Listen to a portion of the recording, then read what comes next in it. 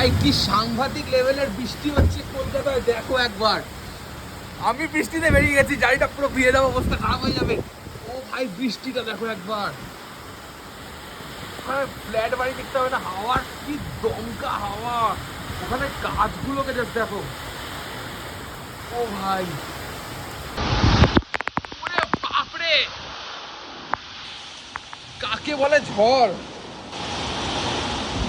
ভাই ভাই ভাই, আমি জানি না আমার ঠান্ডা লেগে যাবে কিনা, বাট যা তা অবস্থা, পুরো ফোন ভিজে গেছে অবস্থা। ও